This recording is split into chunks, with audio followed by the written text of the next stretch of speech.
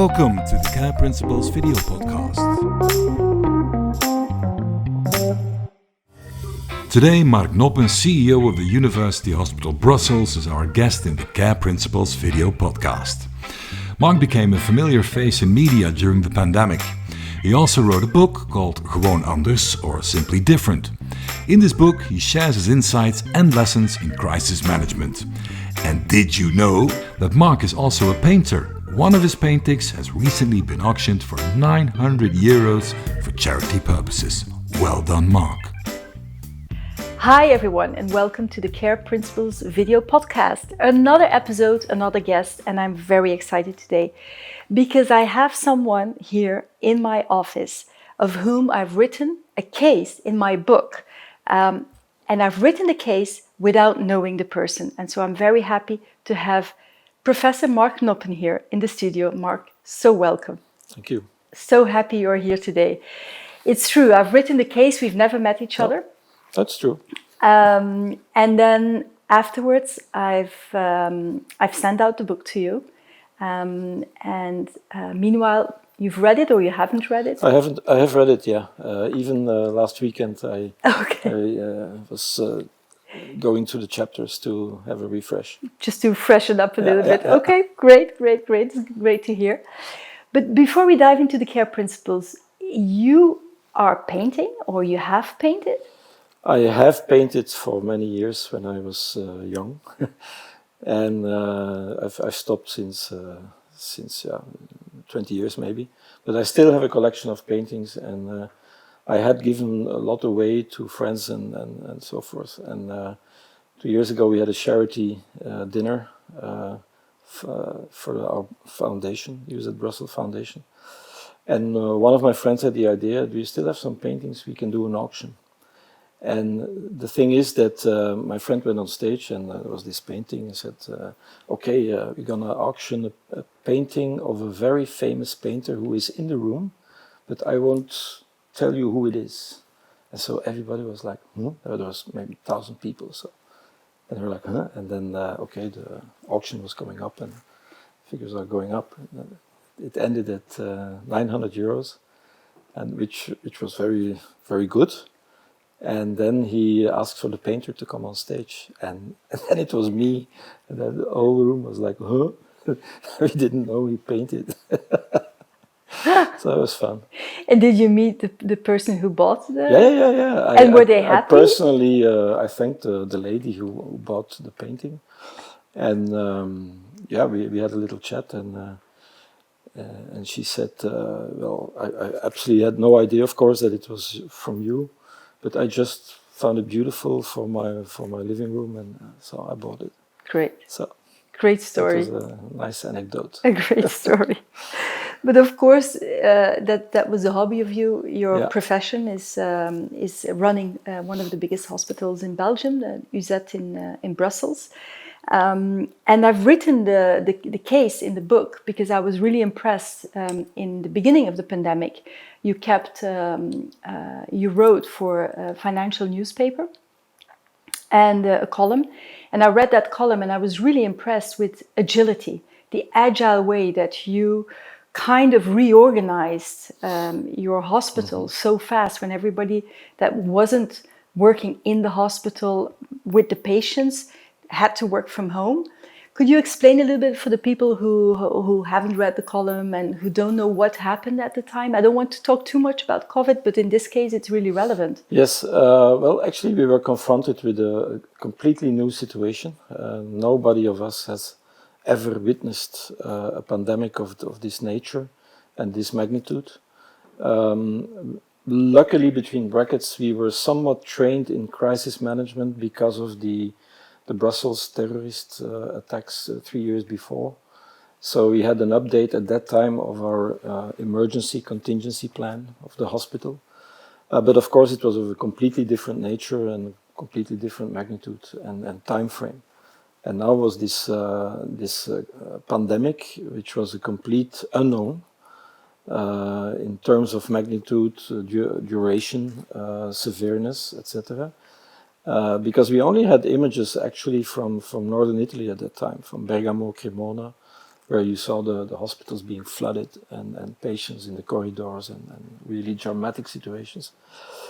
And it was quite, and then a few days later, the government issued I think March 13th or so, the complete emergency plan for the country, if you want, with a complete lockdown, complete shutdown of the hospitals in terms of non-COVID care, non-urgent non-COVID care. And we had to reinvent the hospital actually, because we, of course, had a massive influx of COVID patients, but we still had a lot of non-COVID pathology because a myocardial infarction or a stroke or trauma, it just happens. So we had to redesign the hospital in terms of medical patient flows and organization, because those two patient groups could not be in contact because of course, exchange of virus. We had to reinvent redesign actually the teams. We had to look for protective material, which was not available or almost not available. And a lot of people, because of the lockdown measures, a lot of collaborators who were not immediately in patient care had to work from home, like administrative people, financial, IT, etc. So that we had also to redesign. So actually what we did was very quickly, and we listened very carefully to Michael Ryan, who is the executive director of the WHO, and who's a specialist in emergency contingency planning. And there's only one rule, speed. Speed trumps perfection. Don't try to do things perfect, because you will lose every time, because you will lose time. And time is not money in this case, but people's lives. And so we had a switch of our governance of the hospital. We went from a very complex organization with a lot of iteration and a lot of advisory, etc., to a very, very, very flat organization with a short vertical line. We had the executive committee, who became the crisis committee. We had power of attorney from our board, because we had no time to go back and forth to the board, etc. And very short lines to the hospital, which we changed into 5 departments: patient flows and medical stuff, nursing, which was a massive deployment of change of work, HR, because of all the other people who, what do we want to do with them, then materials and logistics, and then already think about the future, about how are we going to re-switch to the normal activity, and what are we going to do with our non-COVID patients, how are we going to tackle them. Mm-hmm. So this means that, for instance, in terms of agility, the speed with which we took action was for our hospital, and I think for many hospitals who took over intuitively this kind of work, this method of working was incredibly fast. During the first 4 weeks of the crisis, in the first wave, we had 2 times daily crisis management at 8 in the morning and 5 in the evening, and decisions were taken there and were executed, and did not have to go through the typical way of iteration, advice, compromise, etc., which was, in my opinion, and that's why I wrote the columns in the TED, was in opposition with what I saw how the government was tackling the crisis, and they had very difficult to leave this overleg, how do you call this debate culture, mm-hmm. of trying to find consensus with everybody and iterate, etc. And so you lose a lot of time. You lose a lot of time. And a lot of agility. Totally. Yeah. If you, okay, that was almost 18 months ago. Yep. How is the situation today? Did you manage to keep little bit of that agility there, or are you back to the... Well, it's a way of working that I like, but which is not sustainable in the long term and in peacetime, let's say, because that would be like an autocratic leadership style, which is not my style. And so we had to find a new balance between the normal way of working and the crisis, because we never had 0 patients. Actually, this morning we restarted the crisis cell because we see an increase in patients in the Brussels area. And our current capacity is full, so we have to rethink again. So this is the 4th time that we have to do this. I hope and I think it will not be a new wave, but especially in the Brussels area, it will still be, for the next couple of weeks or months, it will still be a problem.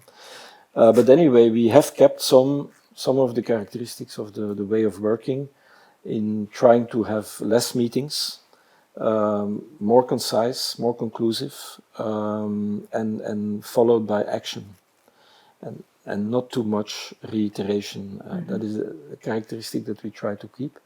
Of course, the board is really involved in the way of working, evidently. So it goes a bit slower, which is good, because you cannot work on adrenaline all the time. So I think we have found a new balance. Luckily, we have been thinking in peacetime before all this happened. Since 5-6 years, we are rethinking the governance of the hospital, because a hospital is a typical vertical hierarchy with lots of layers and you know, this graph. But this is not how an hospital works, and you need this, but you also need a more flat, horizontal, agile, flexible way of working to be more agile, and this type holacracy type management. And we tried already since a few years to find a new balance, pending the question and the problem that has to be solved. So we already had a new hybrid way of working, which was really handy in times of crisis, and which we will continue now because it has been proven that it works. One of the things that I remember that you said, that I don't remember if it was in a column or in an interview with you, somebody asked you, a journalist probably asked you, okay, so you have a big part of your staff now at home, working from home. How do you control them? And does everybody know what to do? And your answer was, 90% of my people know exactly what to do. They take responsibility. They work even harder than we ask them. And of course, yes, there's 10% that's probably not functioning as well as we would. But I prefer to focus on the 90% than on the 10%. I found that very relevant, because a lot of CEOs and a lot of leaders today are very scared. They now want to take everybody back to the office, to the company, because they want control. How is your view on that? Yeah, I have a more. When you use the word control, there are 2 meanings. There's the French meaning is contrôler, is to control, and the Anglo-Saxon way is to be in control, which is not the same. And I prefer the Anglo-Saxon view on, and it's typical, the relationship between the board and the executive committee, for instance.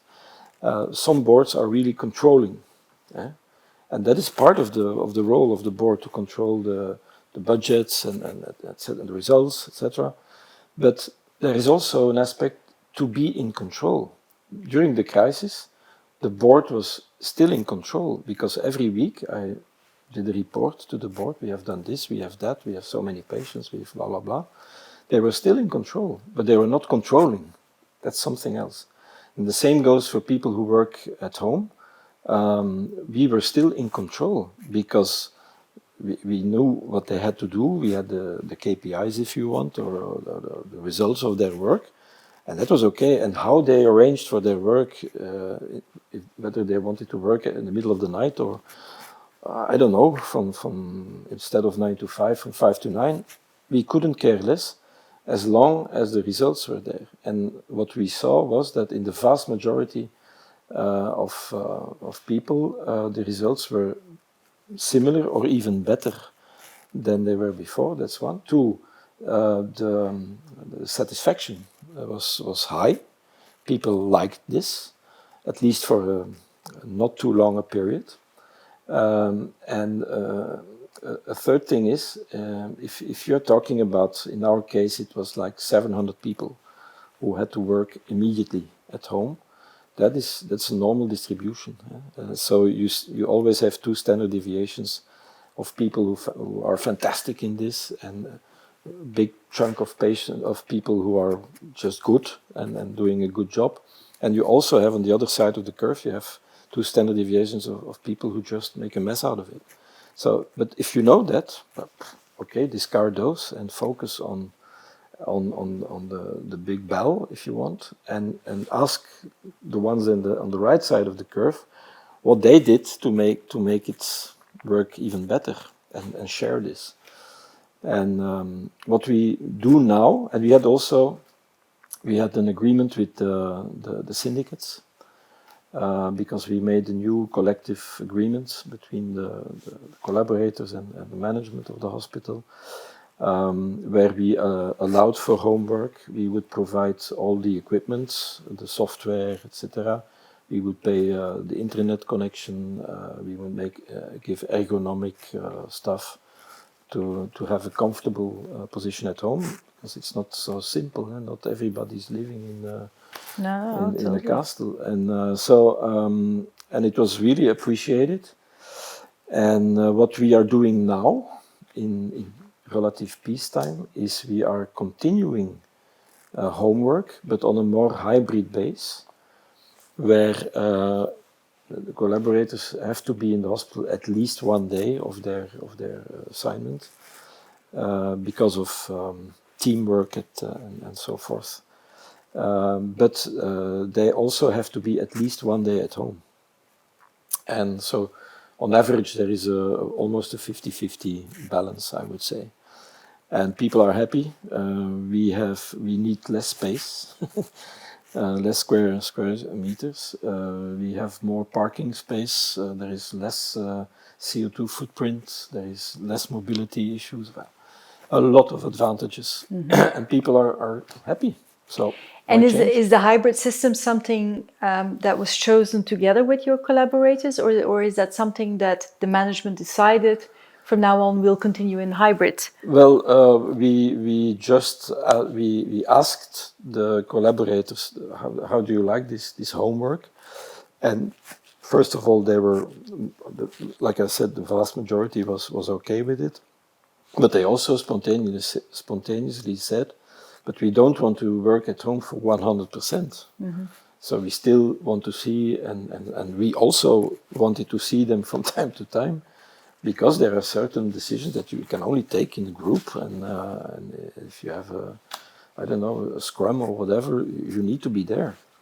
And the same goes, for instance, for the remote meetings with Microsoft Teams or Zoom or stuff. That's a keeper. We're going to keep this for formal information exchange sessions, not for debates or discussions or scrums. It doesn't work. But for the formal stuff, now we use Teams. We don't jump in the car, be in the traffic jam for an hour. That's for formal meetings. We don't do that anymore. So it's like many things in life. You have to find the good balance. Totally. One of the things that, and actually you have written a book yourself. It's called Gewoon Anders, simply different, I would translate it. And one of the things that you plead for in your book is to have a different style of leadership, if I may call it that way. Maybe a more honest leadership, more vulnerable, more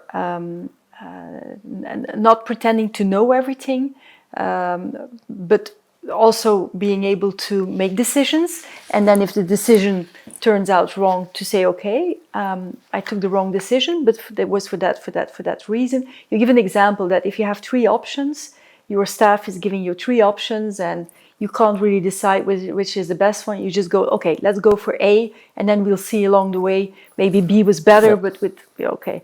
Is that a style of management that you believe is the management style for the future, or is it something that fits more with your personality, or?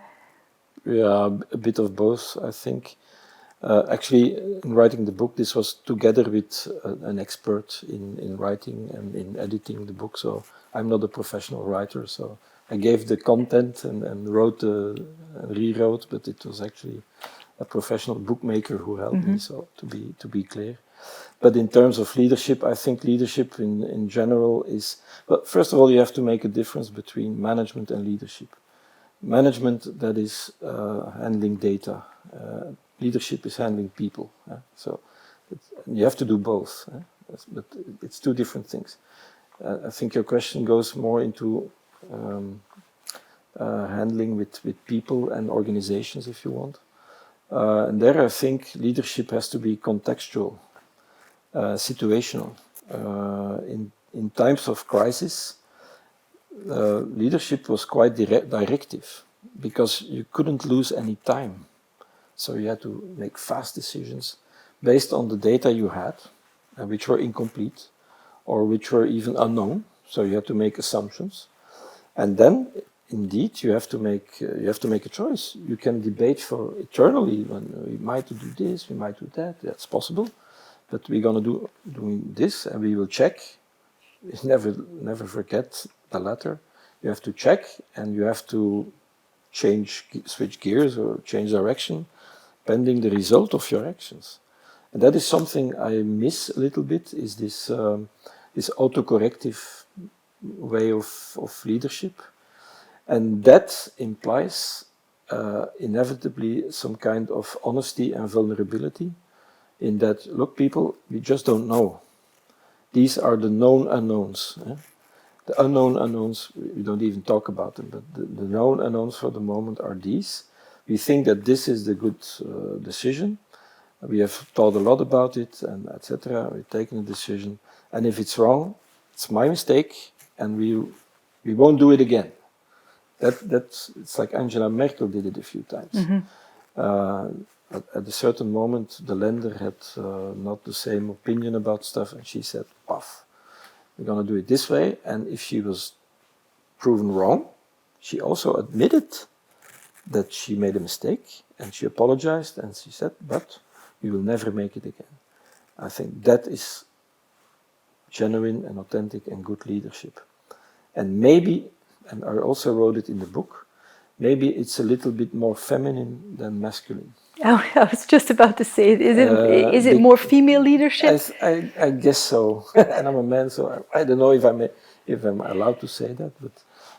But if you look at countries who are really led by women, prime ministers or presidents or whatever, or chancellors, they're doing better in the crisis time. And if you look at the Nordics in general, except Sweden, which is not led by a woman, by the way, but also New Zealand, Taiwan, etc.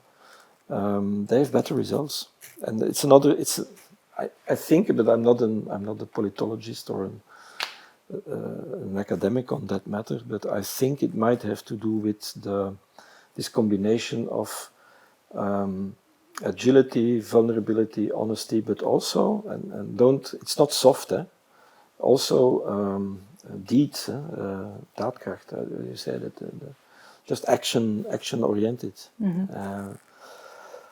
But maybe it's more. It's certainly not the Trumpian or Bolsonaro or Johnson way of leading, which is probably also very powerful still today. Because I think if we look at the world, what is happening today in the world, we see more or less two styles of management or of leadership, and that is the Bolsonarian Trump kind of way, which is like, we know it and we are here, and unfortunately very male driven.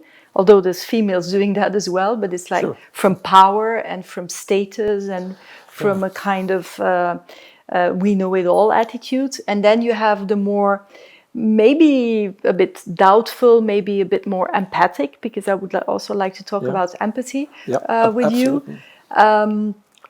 Which leadership which tries to understand what is happening in a broader sense than just what is around you. Because I imagine also in a hospital like yours, and you have been a CEO since 2006? 2006. 2006, so that's already a long time. How easy do you get into an ivory tower? How easy is it to get very far away from the issues that live in the... That's a risk. It's a risk, no? That's a risk. And like this feminine, masculine thing, there are also, like if you look at Margaret Thatcher, she was like more like a, let's say, a masculine dominant way of doing things. Whereas you also have male leaders who are more in the feminine style, like Justin Trudeau from Canada. Totally. He's a good example of more, has more these female, between brackets, characteristics maybe. So, but in general, I think there is a difference. I think. Yeah. But in terms of the risk of isolating yourself somewhere at the top and not knowing what is happening at the base, that is a risk. That is indeed a risk, and I must say that's this collateral benefit of this crisis was that I was every day now during the crisis on the floor, and also my colleagues of the executive committee. So, and this is a reflex that this is something you lose quickly, because now in peacetime I don't do it anymore, and every day I say I have to, you know. But during the crisis, every day on the floor, on a different floor, from the kitchen to the ICU, you know, just visiting the wards and meeting people, and like you always say, how are you? And then, oh, ça va, like the usual answer. But no, really, how are you now? Are things okay? Should we do something more, less, whatever? Do you need something? And that is something, then you really, really know that it's not a good idea to stay in the ivory tower. And maybe my first job has helped me there, because for almost 20 years I've been a clinician and seeing patients and doing my pulmonology stuff. So I was on the floor, of course, every day, all day. But yeah, it's a good question. You tend to, certainly in peacetime again, to isolate yourself again a little bit. Be more stuck in meetings again, and probably. So the agenda gets full again with things that we just skipped during the crisis. So are they really necessary? I don't know.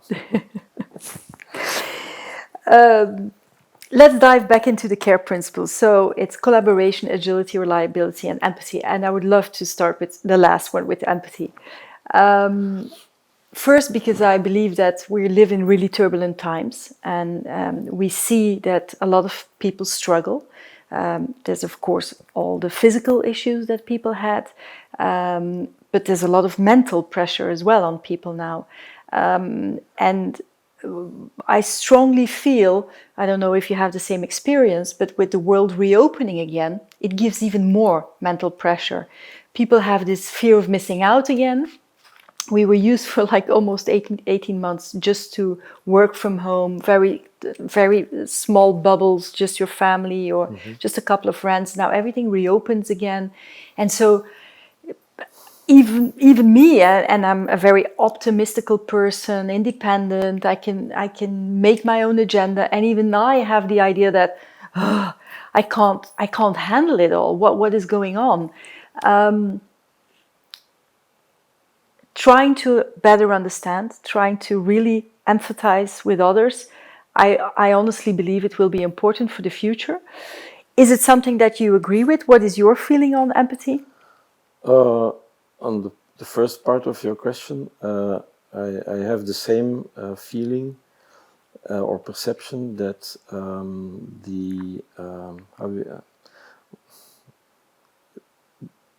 there are two things that are really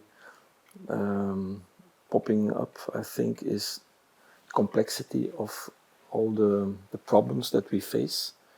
Climate change, right? We've seen it with the flooding during the summer, but we also, not in temperature this summer, but in general, the heating of the planet, etc. And so and it's a very complex problem, and still there is I don't know, it's so difficult to have a global acceptance of this fact and a global reaction on this, because there's no planet B, like they say. So I think that's one of the major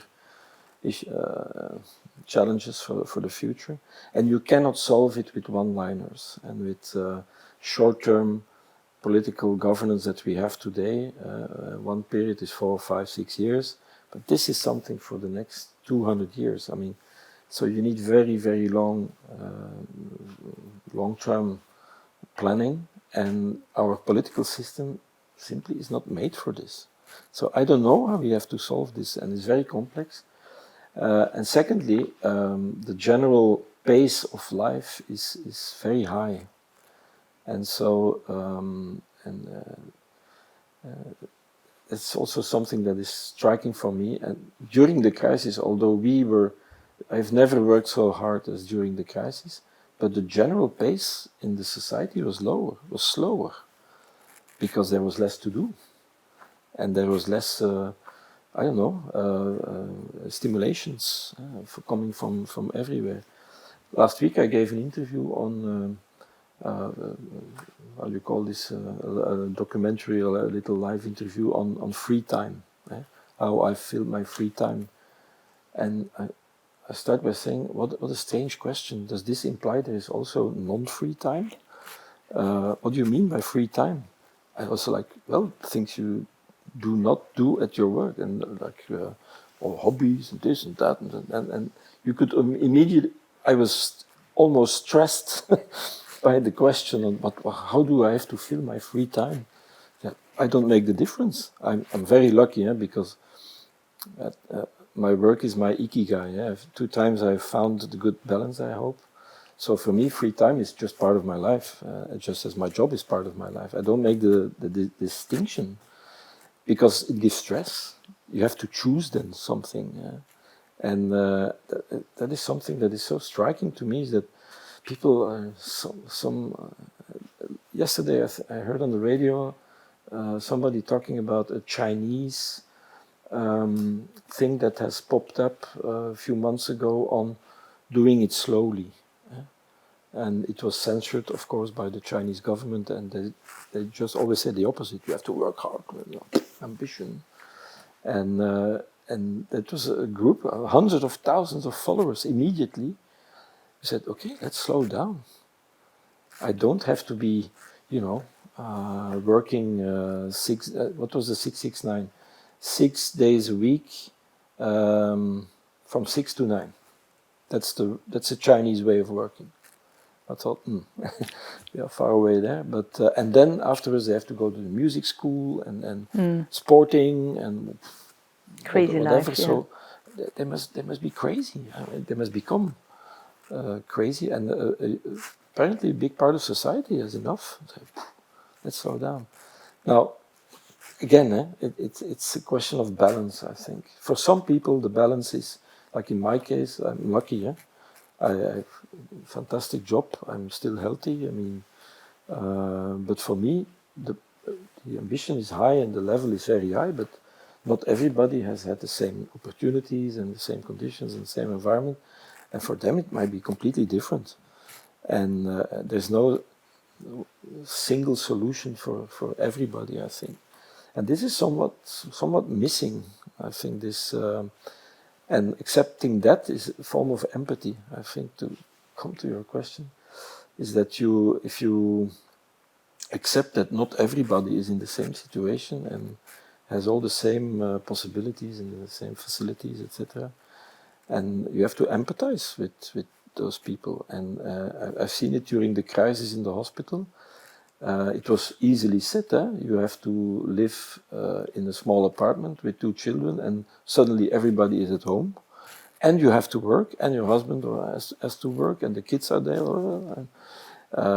Easily said, so that is why we did a lot of actions in the hospital from day one to alleviate the pressure if needed, and to have a, how do you say that, comforting attitude. And we did maybe 100 actions or so, from very small things to our foundation did a huge job, and to help the people and to support if needed. not top down because I thought we had to do it. No, just because I felt that there was a need for this. A very low threshold place, for instance, where people could go and relax, and there would be psychologists and trauma experts and physiotherapists, to people who have done a shift of 12 hours on the COVID ICU. I can tell you, the mask is burnt in your face. You're like, and then they had to go home where there were kids, and just cool down, relax. That is also, I think, a form of empathy for your collaborators. Well, I think you've done an amazing job in taking good care and feeling very empathic for your people, for your staff. There's also you've written a lot of examples about that. But how empathic is a hospital in general for its patients? That is a good question. That is something, luckily, that we had started prior to the crisis, because we every 5 years. So my mandate is 5 years. Mm-hmm. So every 5 years there's let's say an adaptation of the strategic plan of the hospital, because the environment is changing so rapidly. But one of the themes that we had defined in the hospital prior to the crisis was patient experience. It's a broad term and it encompasses a lot, but especially the experience of a patient going to the hospital. Nobody likes to go to the hospital for a medical problem.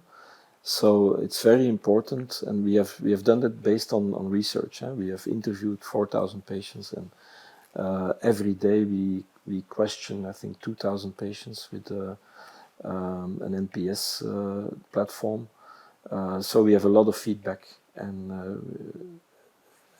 we are trying to give an answer to the uncomfort and the stress that it gives to go to a hospital.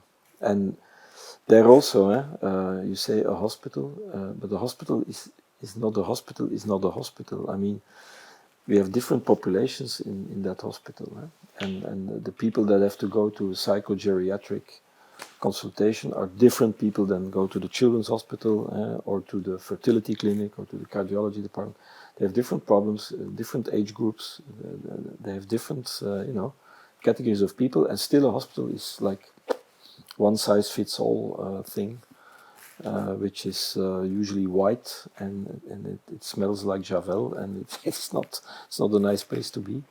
So we try to work with odors, we try to work with colors, we try to work with art, and try to make what we call a healing environment. And that is not easily, more easily said than done. You have to really think hard. And rules and regulations are not up to this, because there are lots of standards.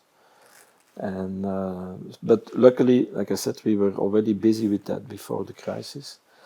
And now, when normal times more or less return, we can pick up that. Nice. We've talked about agility, we talked about empathy. I would like to talk about collaboration, because it's something you talk a lot about it as well in your book. But one of the things that I really liked is on innovation. For instance, some of your engineers have worked together with university, with of course the VUB, the Belgium University that you're connected to, but also with, again, external partners to make in no time respiratory masks or something with ventilators. Ventilators. Yeah. Respirators, actually. Respirators, yeah. I thought that was a great example of agile innovation and creativity and collaboration. And collaboration. And again, like I said, in peacetime, we tend to make things so complicated and complex. And it takes a lot of time to make, for instance, a collaborative agreement between, let's say, a university, a hospital, a private partner, and whatever. Because there are always a lot of lawyers. You need a lot of paperwork about intellectual property and this and that, and liability and ethics committee, and you name it. But in COVID, again, we didn't have time. and we were running out of respirators. And there were two solutions for that. Luckily, I've quite a large network built in those years, so I know people who can deliver, etc. But again, with power of attorney, because normally you have to follow a procedure of a European tender, etc. It takes 6 months. Yeah. So now I bought 10 respirators for my car phone on a Friday night, chuck, which is completely illegal, but you have to do it. And the other alternative is, why don't we make them ourselves? And so the engineers of the Faculty of Engineering, they were also homebound, because universities were closed. And they learned about the fact that we didn't have respirators, and I just got a phone call from an engineer. What do you need actually? A respirator, what is that? I said, yeah, actually, basically it's a pump. It pumps air into patients and it sucks air out of patients. So they were like, okay. And they made with open source collaboration, within a week they made a prototype of a respirator, and they used windscreen wiper motors from Audi Brussels, because the company was closed, and we worked together with Audi for exoskeletons and robots, etc. And so they used that little electromotor, and they used the mask from Decathlon, from diving masks, etc. And they made a respirator. And it's open sourced, and it has been built and used in South America. And that is fantastic. And another example that I write in the book is on the development of an artificial intelligence self-learning program based on the CT scans that would be taken by patients. And so it's amazing. There were just not enough tests. And we had patients coming in. So how do you diagnose COVID? 99% of those patients have lung problems. So we said, okay, let's take a CT scan of the lungs, every patient. CT scans nowadays, it's 100% digital. And so we have a lot of data. And we had a lot of patients. And so we collaborated with a number of hospitals. And we would make CT scans, put them through the algorithm, and make it a learning algorithm, because we would feed the algorithm with the outcome of those patients. So within a few months, we had a system where if you would take a CT scan of a patient, the algorithm would not only say this is COVID, but would also say within 48 hours, this patient will be on ICU. So act quickly. And this will be the outcome, because we had 1,000 patients. And so we could make the algorithm smarter and smarter.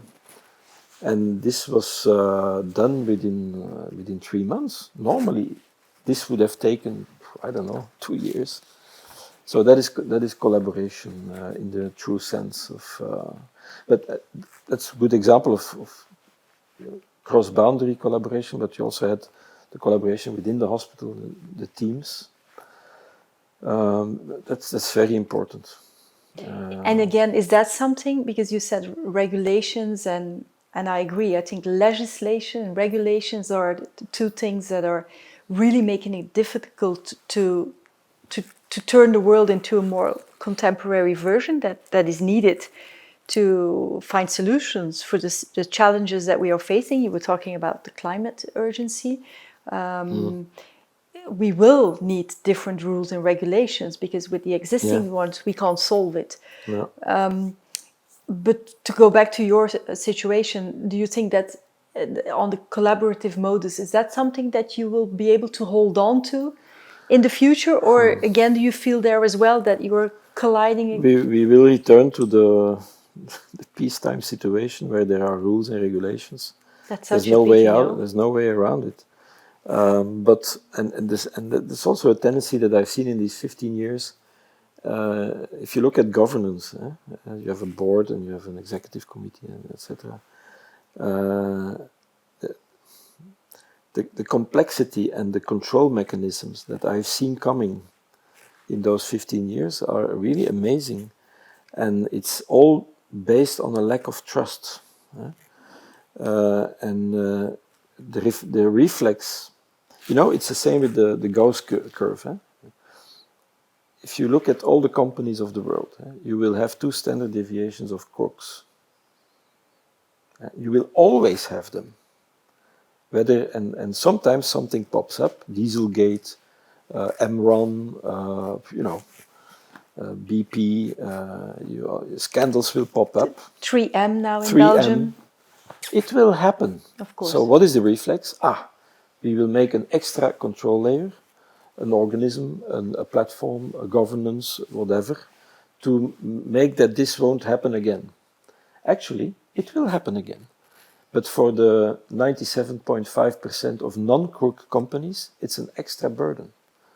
So to give you one example, we have a pension fund in the hospital, and there have been, every 3-4 years there is a pension fund who does silly things. Okay, let's make another layer of control. So I've seen coming, I think, 3 extra layers, one every 5 years, of control mechanisms, who control everything but are not liable. Not liable. But you have to have them. But we still will have pension funds, and we make the crooks smarter, and we increase the burden on the non-crooks. And that comes with a price, because the pension fund has to pay for that. And you need more lawyers, and you need more control organisms, and you need more audit committees, and you need more. And I think that is not, how do you say this? That's the difference between contrôler and be in control. We always want to control more, and we lose control. And that's something I'm still struggling with. How can you solve this, actually? I was about to ask you, do you have any solution to that? No. Except try it on a micro scale in one company like ours, or one organization like ours, and try to build a more trustworthy or trust-based governance, and give trust to your collaborators. And that is something that has helped us in COVID. Is like at a certain time we had to build a new intensive care. We had to double intensive care capacity. So you build a new unit of a medium care unit. It was built over the weekend. No, that's unheard of. The only reason why this was possible, that I said to the responsible people, say, build it. Don't come with, should I paint it white or red, or where do I buy it? No, just fucking do it. And then you see that, okay, you have this team that organizes itself. I said, okay, guys, and I have pictures of that. And during the weekends, they were just building, and and on Monday morning, a new unit opened. And that is something that you can only do with team spirit and purpose. That's another one of my key words, is purpose. You actually say in the book that before you learned about purpose, but you thought it was a bit of a marketing kind of word, and you didn't really understand. But now that you understand what is the use of purpose and how it can thrive an organization and also drive an organization, and you actually became very purpose-driven. Absolutely. The organization was purpose-driven. There was one purpose: no Bergamo. Point. Let's and let's tackle this. And then you have mini purposes, like build an intensive care unit in one weekend. Wow. Mm-hmm. If you give that to people who like to build, and then they are happy, and they build it. And throughout the organization, it goes like this. And that's a very, so purpose and ambition, that is, and culture, it goes together. And I was thinking about the example of why do the Belgian hockey players become Olympic champion, and why do the Belgian soccer players never will be world champion? Because of that. We have probably the most talented group of soccer players, but what I miss is the purpose, and I can be wrong, because I don't know them, but if I look at what happened to the Belgian hockey team, 10 years ago they said, we want to be European champion, world champion, Olympic champion, and it will happen. If they would have lost again the Olympic final, they would have committed suicide, between brackets. Mm-hmm. They wouldn't be happy with the second place. Mm-hmm. in the soccer team, I have like, okay, we reached the quarterfinals. It's not so bad, you know. No, no, no. Well, they're also coming from different from different levels and different backgrounds, and maybe the soccer team is already a bit laid back because they already earn a lot of money and they have social status. If I would earn 300,000 euros a week like they do, it's a different ball game. Let's call it maybe like I that. wouldn't be so ambitiously Ambitiously driven. That's true. I would like to wrap up, and I have actually 3 small questions. First of all, you have read the book. Any idea how you would apply the CARE principles within your hospital or your organization? I think we are already doing it Yes, for the totally. most part. Yeah. Yeah. Yeah. Any new insights you got from it, or that you say? I liked some of the cases you described. Like there was this Dutch shop that had a Quebble Kassa or something.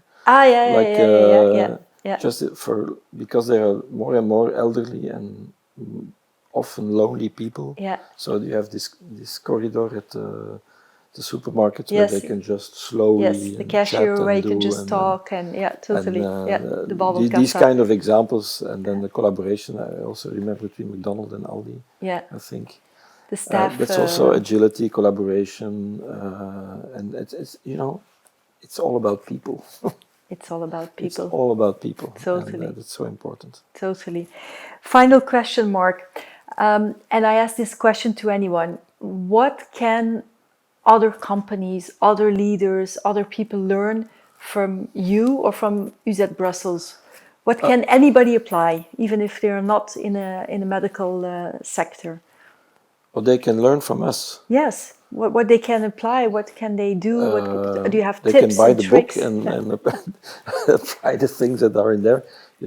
Just for the record, the book goes to the profit goes to the foundation, and the foundation has a fund goes back to the collaborators to make stuff for the comfort zone, to be clear. So that may be something that they could learn. I'll show the book again to the people who are looking they at could the video. learn from.